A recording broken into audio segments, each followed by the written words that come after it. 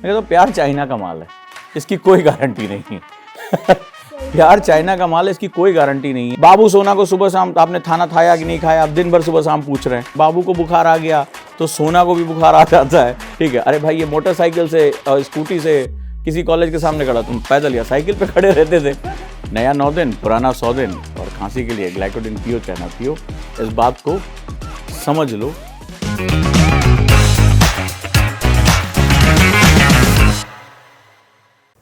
Hello friends, मैं इंदु और आप हैं हमारे साथ कैफे ओजांक में, जिसमें हम वो टॉपिक लेकर आते हैं जो आप हमें लाने को कहते हैं।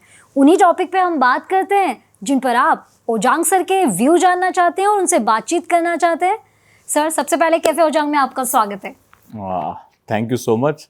पता नहीं आज कैसा इनकाउंटर हो। सर, आज का जो टॉपिक है ना, हो सकता है कि आपको लगे कि अच्छा ये क्या टॉपिक ले लिया, लेकिन मैं क्या करूं सर, इतने सारे बच्चों ने रिक्वेस्ट भेजा कि सर हमें हमेशा पढ़ाते हैं सर ने, हमने सर का एक अलग रूप हमेशा देखा है, लेकिन चूंकि सर आप युवाओं की हर तरह की प्रॉब्लम्स को लेकर बहुत कंसर्न रहते हैं, तो उन्होंने जो बार बार हमारे पास जो रिक्वेस्ट आ रही थी उनमें एक टॉपिक है जिसको मैं चाह रही थी बार बार अलग करना, लेकिन वो फिर मेरे सामने आ जा रहा था, और वो टॉपिक है लव एंड रिलेशनशिप। क्वेश्चन पूछा भी तो किससे? चलो तो सर आज जो है हम बात करेंगे लव एंड रिलेशनशिप को लेकर, क्योंकि स्टूडेंट्स के लाइफ में, यंग लोगों की लाइफ में करियर तो अपने आप में एक जगह बहुत ही प्रोमिनेंट रूप से लेकर रखता ही है, लेकिन ये जो लव एंड रिलेशनशिप है वो भी बड़ी गहराई तक जो है उनकी लाइफ में पेट बना के रखता है, और सब अपने अपने तरीके से लव और रिलेशनशिप को समझते हैं। सर, मैं चाहूँगी आप ये बताएं, क्योंकि आजकल के युवा प्यार को पता नहीं किन किन मायनों में क्या क्या परिभाषाएं दे रहे हैं। सर, आपसे मैं जानना चाहूँगी कि सच्चे अर्थों में प्यार का मतलब देखो किससे पूछ रहे हैं। मतलब मैं पूरे टाइम डांटता रहता हूँ कि अगर प्यार करना है तो केवल बुक से प्यार करो, लबासना से प्यार करो, और कोई दिमाग में नहीं होना चाहिए। और मुझसे क्वेश्चन पकड़ के पूछ लिया कि लव एंड रिलेशनशिप में अपना जो है वो एक व्यू पॉइंट रखें या अपना दृष्टिकोण रखें। बताओ, मैं समझाऊंगा भी तो वो समझ लेंगे? खैर, अब पूछ ही लिया तो अब कुछ ना कुछ बोलते हैं। भाई देखो, जो है लेनी देनी माफ़, जो भी बात होगी, जो मुझे अपनी लाइफ से सीखा है, मैंने जो चीज़ों को जाना है, वो मैं आप लोगों को बता दूंगा। इस सुझाव को लेना न लेना आपका जो है काम है। हाँ, प्यार, जिंदगी, रिश्ते, सच्चे अर्थ, झूठे अर्थ, पता नहीं कौन कौन से अर्थ लाइफ में। एक छोटी सी बात बताऊंगा, ये मेरा कोई इसमें कोई मैं इसका बड़ा विशेषज्ञ नहीं बन रहा हूँ ना, इसको आज तक ज़िंदगी में कोई भी जो है वो डिफ़ाइन नहीं कर पाया, क्योंकि मैं हमेशा कहता हूँ कि इस संसार में जो ऊर्जा होती है ना, वो हमेशा अपना संतुलन बनाती है। जहाँ प्यार है वहीं नफरत है, जहाँ जो है आकर्षण है वहीं पर घृणा भी है। और जो ये सारी क्राइम्स हो रही हैं, यूथ में प्रॉब्लम हो रही, झगड़े, उनका सबसे बड़ा फंडामेंटल ये। तो एनर्जी जो है वो पूरी बैलेंस रहती है। आप देखो, 2 लोग शादी करते हैं, प्यार करते हैं, तलाक भी तो किसी पड़ोसी से थोड़े ना होते हैं ना, एलियन से होते हैं, वो आपस में ही होते हैं। तो बहुत समय पहले की बात है कि मैं एक यात्रा कर रहा था, सच्ची घटना। तो मैं ट्रेन में जा रहा था, जनरल डब्बे में, तो बैठने की बिल्कुल जगह नहीं थी। तो बड़ी मुश्किल से मुझे एक सीट मिल गई। साथ में एक साधु भी जो है वो यात्रा कर रहे थे। तो मैं पता नहीं क्या हुआ, मैंने उठ के उनको सीट ऑफ़र कर दी, क्या बैठी, और रात भर मैं खड़ा रहा। रात भर की जर्नी थी। तो सुबह के समय वो खड़े हुए, जब जाने और उनका स्टेशन आने वाला था, तो मुझे उन्होंने बिठाया अपने पास। तब तक 1-2 लोग और खाली हो गए थे। तो बोला, मैं बड़ा प्रभावित हूँ कि तुम्हारे पास सीट थी और तुम रात भर खड़े रहे, और तुम्हारे चेहरे को देख के लग रहा है कि तुम स्टूडेंट हो और बहुत थके हुए थे, लेकिन तुमने मुझे अपनी सीट दे दी। तो मैं तुम्हें ज़िंदगी का एक बहुत इम्पॉर्टेंट जो है वो एक संदेश देता हूँ। तो उन्होंने अपने गले में रुद्राक्ष की माला थी, वो निकाल के मेरे गले में पहनाई, और मैं हमेशा उसको गुरु दक्षिणा, जैसे कहते हैं ना कि गुरु का एक प्यार है, उस रूप में हमेशा अपने पास रखता हूँ। उन्होंने कहा, लाख जो है वो कीमत की बात बता रहा हूँ, समझ गए तो ज़िंदगी बदल जाएगी। कि इस दुनिया में किसी के लिए कुछ भी करना, पाने की हसरत मत करना, यानी उससे पलट के कुछ पाने की उम्मीद मत, मतलब आप किसी के लिए कुछ करो, किसी भी रिश्ते में। उन्होंने कहा, बड़ी उस समय नहीं समझ में आया कि क्या कह रहे हैं, ठीक है, लेकिन उन्होंने कहा कि ज़िंदगी में जब भी किसी रिश्ते में रहना, किसी के लिए कुछ करना, तो पाने की हसरत मत करना। ज़िंदगी में तुम्हें कोई चोट नहीं पहुंचा सकता, कोई तुम्हें दुख नहीं पहुंचा सकता। अब ये जैसे जैसे वक्त बीतता रहा, जिंदगी के संघर्ष बढ़ते रहे, वैसे वैसे इस चीज का मतलब समझ में आता रहा कि किसी रिश्ते में अगर आप हो तो झगड़े की जो जड़ होती है, ईर्ष्या की जो जड़ होती है, वो पाना होता है। कई बार हम रिश्ता पाना चाहते हैं, कई बार हम इंसान ही पाना चाहते हैं। ये सिर्फ मेरा है, ये किसी और से कैसे बात कर रहा है, इस पर मेरा हक है। तो हम क्या करते हैं, जब रिश्ता का मतलब होता है दो लोग जुड़ते हैं और दोनों लोगों का स्पेस बराबर होना चाहिए, लेकिन जब एक धीरे धीरे दूसरे पे कैप्चर करने लगता है तो रिश्ते में जो दूसरा जो कैप्चर हुआ है, वो चाहे मेल करे या फीमेल करे, डजंट मैटर, वो उसको घुटन होने लगती है क्योंकि उसकी जगह कम होने लगती है, बराबरी का सिद्धांत खत्म हो जाता है। और धीरे धीरे जब वो घुटन महसूस करने लगता है तो उस रिश्ते का जो रस है, उस रिश्ते की जो एक सौंदर्य है, वो खत्म होने लगता है। और फिर वो ऐसा लगता है कि एक ने दूसरे को कैप्चर कर लिया है या उस पर जो है कैप्चरिंग कर ली है, सफोकेट फील कर रहा है। ये बहुत ही एक बड़ी महत्वपूर्ण बात है।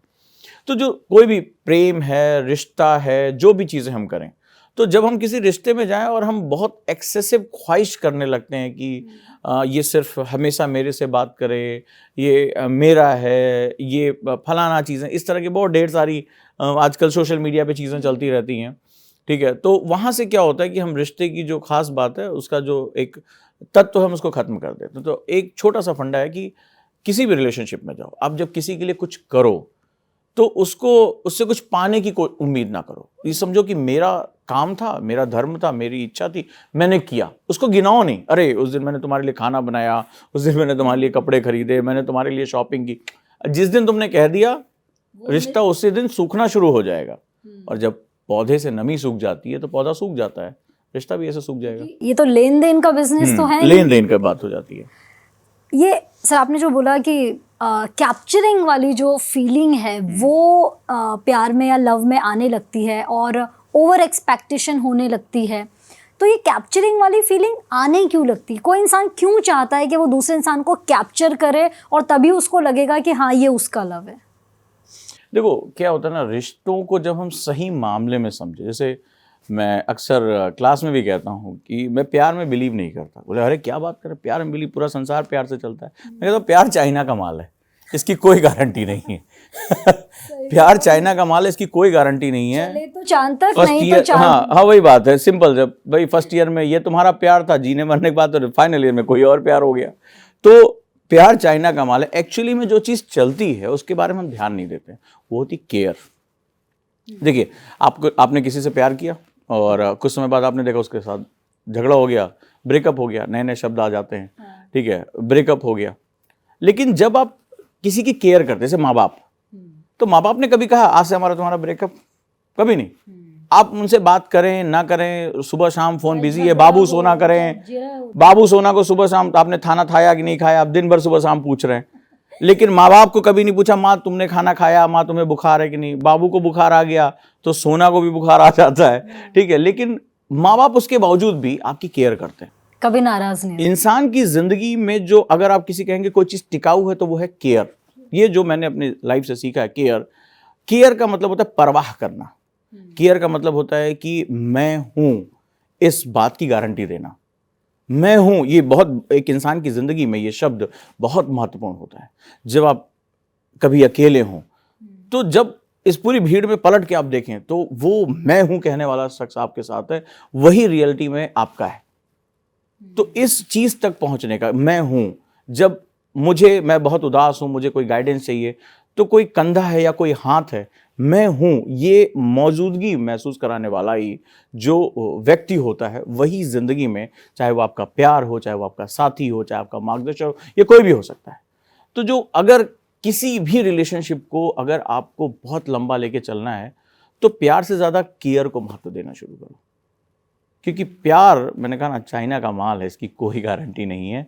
जहाँ प्यार है वहीं नफरत है, ये बात भी आप ध्यान से समझना। और पूरी दुनिया में ये चलता वो है जिसमें केयर होती है। नया 9 दिन, पुराना 100 दिन, और खांसी के लिए ग्लाइकोडिन पियो चाइना पियो। इस बात को समझ लो और आगे लेकर चलो। बिल्कुल सही कहा सर आपने। आप मतलब समझ ही गए होंगे कि प्यार का असली मतलब क्या है। सर एक दूसरी जो प्रॉब्लम स्टूडेंट्स के साथ ये होती है कि एक तो उनका करियर का पीक टाइम होता है और यही टाइम होता है जब वो इन सारी चीज़ों में भी पढ़ते हैं, लव, रिलेशनशिप और इन सब में भी पढ़ जाते हैं। इससे उनकी लाइफ में डिस्ट्रैक्शन बहुत ज़्यादा बढ़ जाता है। अगर हम कंसंट्रेशन उनकी पढ़ाई का ख़त्म हो जाता है, उस चीज़ को वो कैसे हैंडल करें, क्योंकि उन्हें लगता है ये भी हमारे लिए ज़रूरी है। और ऑब्वियस सी बात है कि उस मोड पर करियर भी उनके लिए बहुत ज़रूरी है, पढ़ाई भी उनके लिए बहुत ज़रूरी है। अरे इसमें ज़्यादा सीरियस मत हुआ करो, इनकी बात ज़्यादा सुनो मत, समझे भैया। देखो ये यूथ एज है, ये हार्मोनल चेंजेस होते हैं, ठीक है। अब इस उम्र में आदमी प्यार नहीं करेगा, इस उम्र में अगर अट्रैक्शन नहीं करेगा तो क्या बुढ़ापे में जाकर करेगा जब झुर्रियाँ पड़ जाएंगी, ठीक है।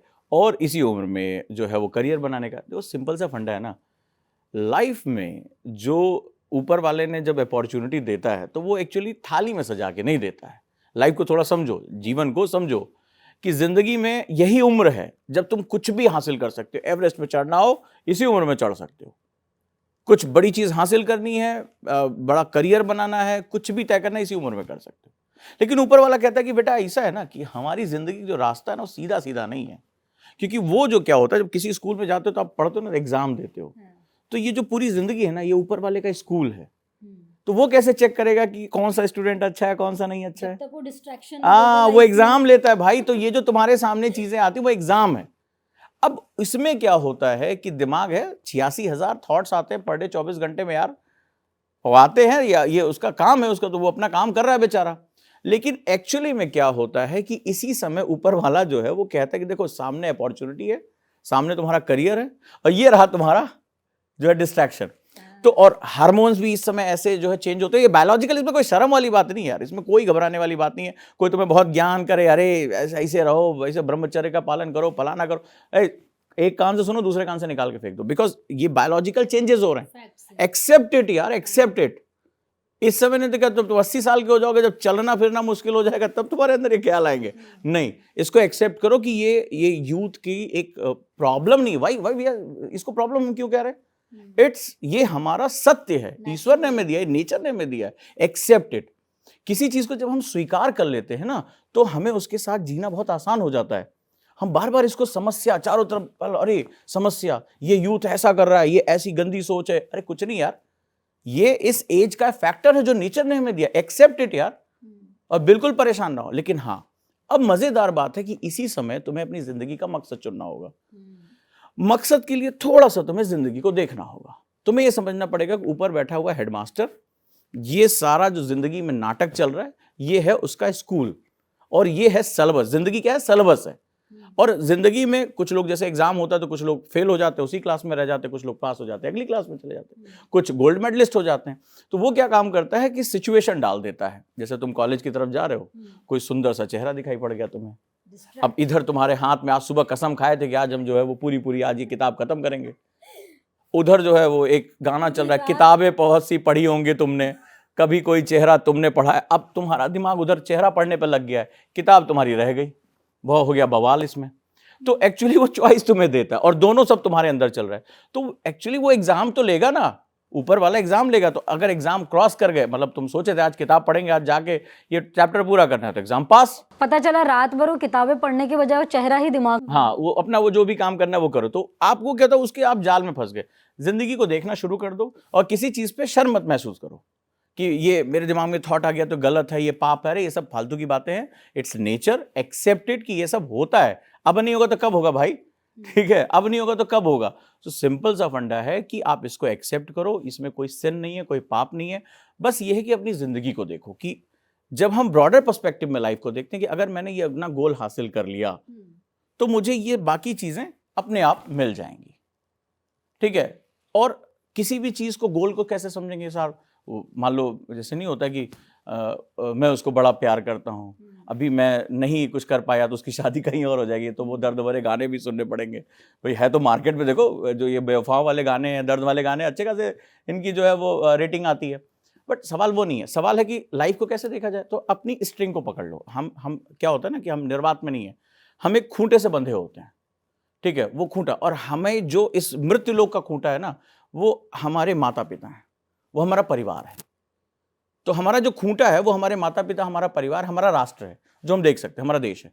तो जब हम कौन हैं, हम क्या मकसद है मेरा, तो सबसे पहले जब कोई एक्ट करो तो ये सोचो माँ बाप के हित, उनके जो बेनिफिट्स इसमें कहाँ शामिल हैं। बड़ा आसान हो जाएगा डिसीजन लेना। तो जैसे मान लो, ऐसा नहीं कह रहा कि तुम जिसको प्यार करो उसके लिए कुछ मत करो, या जो जिसके साथ रिलेशन मत करो, लेकिन भाई हर चीज़ की प्रायोरिटी होती है, हायरार्की होती है, वो हायरार्की फॉलो कर लो। और उसमें भी अगर तुम बहुत एनलाइटेंड हो गए तो सुपीरियर हायरार्की वो जिसने तुम्हें भेजा इस दुनिया में, वो हायरार्की है, यानी उसका काम है कि इस जगत में कुछ पॉजिटिव करो। तो कुछ लोग होते हैं जब सुपीरियर अपने गोल्स बना लेते हैं तो वो दुनिया में ऐसे चमत्कार करके चले जाते हैं, ऐसी चीजें जिससे पूरी मानवता जो होती है वो क्या होती है प्रभाव। जैसे जिसने वैक्सीन खोजी कोविड की, तो उसने क्या किया, हजारों लाखों लोगों की जिंदगी बचा ली। जिसने इनोवेशन किया, जिसने फोन बनाया, जिसने माइक्रोसॉफ्ट का विंडो बनाया, तो उसने हजारों लाखों जिंदगियां चेंज कर दी। तो वो लोग होते हैं जो सुपीरियर अपनी चीजों को समझते हैं, और एक बार वो चीज पा जाते हैं तो देखो यार, मतलब एलन मस्क को, मतलब जैसे मान लो तुम अभी किसी को रेस्टोरेंट में लेके गए, अब हमारे जोश में उसने जो है 2-4 पिज्जा ऑर्डर कर दिया। अब तुम पिज्जा कम खाओगे, जेब में ये सोचोगे कितने पड़े हैं, ठीक है, चुका पाएंगे कि नहीं चुका पाएंगे, ठीक है। तो अब तुम टेंशन में हो। मान लो एलन मस्क की बात करें, एलन मस्क किसी रेस्टोरेंट में जाएगा तो उसको टेंशन पड़ेगी कि पिज्जा कितने का आ रहा है, फला जो आदमी ट्विटर खरीद सकता है जिसपे चैट करता था, ठीक है, तो वो रेस्टोरेंट खरीद के रख लेगा। यार ये पावर बनाना बड़ा जरूरी है, ये पावर बनाना बहुत जरूरी है। तो ये वही बना सकता है जो अपने लाइफ को देखेगा, जो लाइफ को थोड़ा सा ब्रॉडर पर्सपेक्टिव में देखेगा। तो बड़ा सिंपल है, और किसी चीज को लेकर पछतावा वस्तावा नहीं करना है, मस्त रहो, खुश रहो, यही एज है। और इसी एज में और गलतियां नहीं करोगे ना तो यार सीखोगे नहीं, वो सिंपल। और गलतियां करने से डरा मत किया करो, और कोई बैठ के तुम्हें लेक्चर वेक्चर देना कि अरे गलत हो गया, ये हो गया, पहले तो वहां से भग लिया करो, वहां से भग लिया करो, ज्यादा देर उसके साथ जो है ज्ञान मान मत इकट्ठा किया करो, और लाइफ को एंजॉय करो। लाइफ बहुत महत्वपूर्ण है, और बड़े पर्सपेक्टिव को देखो। जब भी कोई डिसीजन लो, अपने माता पिता का चेहरा जरूर देखो, कि उस जननी के बारे में सोचो जिसने तुम्हें पैदा किया। चाहे तुम झगड़ा रोज करते हो, यूथ ही झगड़ा करता है, हम भी करते थे यार, मम्मी की बातें मम्मी को समझाती थी, बहुत बुरा लगता था। आज वही मम्मी की हर बात लगती है, हाँ यार माँ है, माँ है, माँ है। तो ये एज है, इसमें किसी चीज को बैठ के ना डिफाइन मत करना कि ये मैं गलत हूं, ये सही हूं, समाज के नियमों के हिसाब से नहीं। अपना मस्त रहो, खुश रहो, और बस ये याद रखो कि प्यार से ज्यादा केयर करने की आदत डालो। जैसे फॉर एग्जांपल मैं लेता हूं, रात के वक्त भी अगर कोई लड़की तुम्हारे साथ जा रही है और वो अपने आप को सुरक्षित महसूस कर रही है, और एक बहुत महत्वपूर्ण बात कर रहा हूं, किसी भी लड़की के लिए उसकी जिंदगी में जो सबसे महत्वपूर्ण हीरो होता है उसका पिता होता है। अगर तुम्हें पता चला कि प्यार क्या होता है, जिस दिन उस लड़की ने ये कह दिया कि तुम्हारे अंदर मुझे मेरे पिता या मेरे भाई दिखते हैं, और जब हम तुम्हारे साथ होते हैं तो मुझे वही सुरक्षा महसूस होती है जो मेरे पिता भाई के साथ होती है, यकीन मानिए अब उसका ट्रू लव है। मतलब सबसे बड़ा दर्जा उसने। तुम कितने भी बाबू सोना हो जाओ, तुम कितने भी हैंडसम हो जाओ, ऋतिक की कार्बन कॉपी हो जाओ, तुम्हारे 18 पैक एब्स हो जाएं, ठीक है, 2-4 इधर उधर और एक्स्ट्रा कर लो, कोई टेंशन वाली बात नहीं है। तुम कितनों फोटोजेनिक हो, जेल पी के आओ, लगाने के बाद छोड़ो, ठीक है, तुम सब कर लेना। जिस दिन लड़की ने तुमसे ये कह दिया फॉर एग्जाम्पल कि तुम्हारे अंदर वो अपने पिता या अपने भाई का चेहरा देखती, समझ लेना कि वही तुम्हारा ट्रू लव है, उसके लिए तुम्हें लड़ना है। बाकी दुनिया में जो ना ये इमेज शाहरुख सलमान वाली ये बदलती रहेगी, फिर कोई नया आ जाएगा, कल को डिमांड हो गया टाइगर श्रॉफ की तरह 2-4 एप्स और बढ़ा लो, ठीक है, इसमें जो तुम्हारी जो ये जो एप्स के पैक हैं बढ़ जाए, कहाँ तक पैक्स बढ़ाओगे, ठीक है। तो ज़्यादा बढ़िया है कि अपने सैलरी पैकेज बढ़ाओ, वो ज़्यादा इंपॉर्टेंट है, एजुकेशन पे फोकस करो, वो ज़्यादा इंपॉर्टेंट है, और अपने माँ बाप को प्रायोरिटी रखो, स्ट्रिंग को फॉलो करो जो ह्यूमन लाइफ की स्ट्रिंग है, क्योंकि आज वो तुम्हारे माता पिता हैं बच्चे, कल तुम भी किसी के माता पिता बनोगे, और जब तुम माता पिता बनोगे तो वही कुर्सी तुम ले लोगे। तो तुम्हारी भी एक्सपेक्टेशन अपनी औलाद से वही होगी जो आज तुम्हारे माता पिता अब तुमसे एक्सपेक्टेशन करके बैठे, ठीक है। सर आपकी गाइडेंस ने वैसे दोनों ऑप्शन जो है ना वो ओपन कर दिए हैं।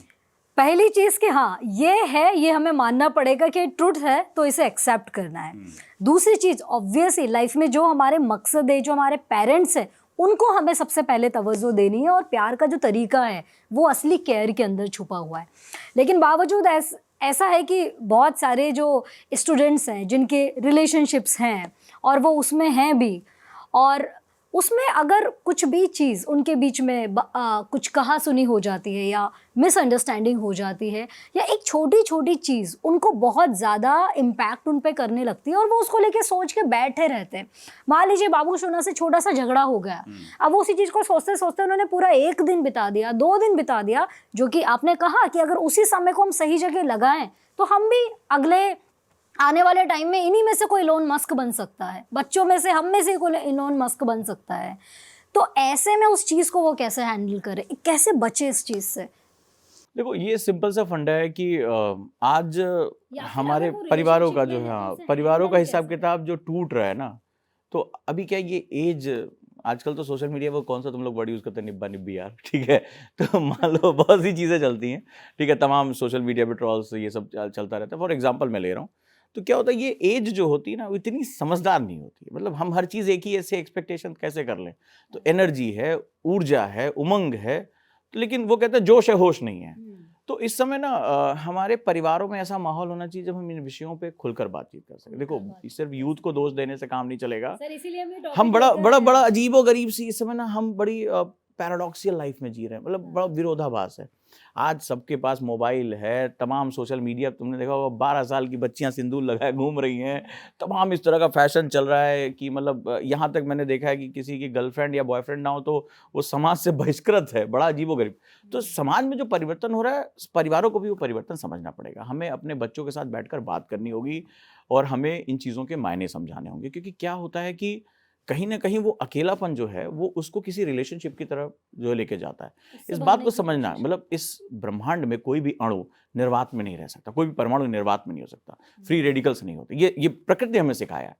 तो हम किसी की तरफ जाएंगे, तो जब हम पहले क्या था, संयुक्त परिवार थे, घर में दादा दादी चाचा चाची, हंसी मजाक, भाई बहन। अब धीरे धीरे वो न्यूक्लियर फैमिली जो है वो की तरफ बढ़ते चले गए, इलेक्ट्रॉन फैमिली की तरफ बढ़ते चले जा रहे हैं। तो हम कहीं ना कहीं तो इमोशनली जोड़ेंगे। अब वो 12-16 साल के बच्चे, 18 साल के बच्चे, उनको जिंदगी अभी 18 साल हुई है, अभी जिंदगी की फिलॉसफी उनको कहाँ समझ में, उनको लग रहा है बस यही दुनिया, इससे ज्यादा कुछ नहीं है। जीना मरना बाबू, सोना चॉकलेट टेडी, पता नहीं कितने कितने तो डेज आ गए, समझ में नहीं आता। ठीक है, राष्ट्रीय छुट्टियां स्थापित कर दो, पूरा साल छुट्टी घर में बैठे रहे। तो खैर कुल मिलाकर जो है बातचीत चल रही है, तो यही है कि वो उनको समझ नहीं होती है। तो दोनों तरफ चीजें हैं, परिवारों को भी आगे बढ़कर कम्युनिकेशन करना चाहिए और बच्चों को भी जब भी मौका मिले उस पर कम्युनिकेशन उन्हें करना चाहिए। राइट, ये एक बड़ी इंपॉर्टेंट चीज़ है। और समाज को भी इतना जजमेंटल नहीं होना चाहिए। ठीक है, जैसे मान लीजिए आज आप 50 साल के हो गए हैं, किसी 18 साल के बच्चे ने गलती की, 16 साल के बच्चे ने जो है वो किसी रिलेशनशिप में, हम लगते उसको दुनिया भर का, हम हमारे जमाने में तुम्हारी उम्र के थे तो हम ये किया करते थे, वो किया करते थे, कौन जाके देख रहा है कहाँ रहते थे। ठीक है, अरे भाई ये मोटरसाइकिल से और स्कूटी से किसी कॉलेज के सामने खड़ा, तुम पैदल या साइकिल पे खड़े रहते थे। ठीक है, ये जो है वो हिप्पी कट बाल रखे हुए, कलर कराए हुए, तुम सरसों तेल लगा के साइड से मांग जाते थे, कौन जान रहा है। Because it is a hormonal incidents. यहाँ गलत सही करने के बाद हो सकता है आप इत्तेफाक ना रखते हो, तुरंत अभी भारतीय संस्कृति और ये सब चीजें बात आ जाएगी, लेकिन भारतीय संस्कृति को अगर तुम सही तरीके से समझोगे ना, तो हम वो लोग हैं जहां पर ऋषि वात्स्यायन ने एक ऐसी पुस्तक लिखी है कि 4 लोग उसका आज नाम नहीं जो है डिफाइन कर सकते। हमारे यहाँ खजुराहो के टेम्पल्स, जो कि ईश्वर की उपासना के टेम्पल्स हैं, वो इसी प्रेम और श्रृंगार को बताते हैं। तो भारतीय संस्कृति जब तुम समझोगे ना, तुम पाओगे कि संवाद जो है बड़ा महत्वपूर्ण था। हम अपने युवाओं की रक्षा करते थे, जब हम रक्षा नहीं कर पाते थे तो हम उसको समाज, माता पिता के दायरे से निकालकर गुरुकुल में भेज दिया करते थे। या तो उसे आइसोलेट कर दो, किसी गुरुकुल में भेज दो, और या तो उसके साथ संवाद करो। अगर तुम पश्चिम को लेकर चलाए, वेस्टर्न को लेकर आए, तो कम्युनिकेशन तो करो। तो जब वो कम्युनिकेशन करेगा तो अपनी बात कहेगा। तो ये जिम्मेदारी दोनों तरफ हो रही है, तभी जो है वो रिश्तों के सही मायने निकल कर आएंगे और बच्चे जो हैं वो इस तरह से जो है वो काम कर पाएंगे। दूसरा एक चीज़ करूँगा, एक्सट्रीमिस्ट होने का कोई फ़ायदा नहीं है। रिलेशनशिप में ब्रेकअप हो गया, कुछ हो गया तो लोग आत्महत्या करने लगते हैं, डिप्रेशन में चले जाते हैं। मैं एक रिपोर्ट पढ़ रहा था कि यूथ में जो ड्रग्स और जो ये नशे की लत लग रही है, उसके पीछे रिलेशनशिप फेलियर सबसे बड़ा रीज़न निकल कर आ रहा है। उस खालीपन को भरने की वो कोशिश है, तो वो नशा करना, ड्रग्स लेना, या कम्पिटेटिव, मतलब जिसे कहते हैं ना कि वो एक तुलनात्मक रूप से मैं बहुत कम्पिटेटिव हूँ, ये दिखाने के चक्कर में। तो इससे बाहर निकलो, लाइफ इससे बड़ी है, इसको समझने की कोशिश करो। और इसमें कोई फिक्स सेगमेंट नहीं हो सकता कि ये सही है वो गलत है। बस ज़िंदगी को एंजॉय करो, लेकिन एंजॉय गलत रास्ते पर अगर करोगे तो रसातल में जाओगे। अगर तुम्हें कोई एनर्जी ड्रिंक, तुम्हें कोई ड्रग्स अभी बहुत मज़ा दे रहा है, लेकिन जब उसका असर ख़त्म होगा तो वो तुम्हें उतनी ही सज़ा देगा। तो लाइफ को नेचुरली जियो और रिश्तों की जिम्मेदारी लो।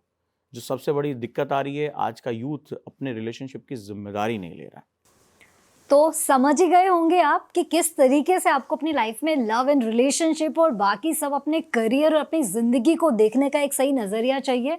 और सर ने जैसा कहा कि संवाद आपको करना है, बिल्कुल खुलकर आपको बात करनी है। अगर आप अपनी किसी फीलिंग्स को, इमोशंस को शेयर करना चाहते हैं तो अपने घर के लोगों से, फ्रेंड्स सर्किल से या जिनसे भी आपको लगता है शेयर ज़रूर कीजिए। और हमें भी कमेंट बॉक्स में लिखकर ज़रूर बताइए कि कैसा लगा आपको हमारा ये कॉन्वर्सेशन कैफ़े हो जाएंगे ये बातचीत, क्योंकि आप ही लोगों ने बहुत सारी रिक्वेस्ट करके हमें ये टॉपिक दिया था। और नेक्स्ट टॉपिक के लिए भी आप हमें कमेंट बॉक्स में लिखकर बता सकते हैं। Thank you so much. और ज़्यादा टेंशन वेंशन मत लेना, लाइफ को मज़े से जियो बस। हाँ, अपनी लाइफ एक ज़िंदगी मिली है, लक्ष्य बड़े बनाओ और उसको उस दीवानगी के साथ पाने की कोशिश करो। तो दीवानगी को डिस्टर्ब मत करो। जब एक बार कोई लक्ष्य पा जाओगे तो बाकी सारी चीज़ें अपने आप जोड़ती चली जाएंगी। लाइफ का एक ही नाम है चलते रहना, चलते रहो, मस्त रहो, टेंशन मत लेना। चलना ही जीवन का नाम है। बिल्कुल। Thank you sir, Thank you. Thank you.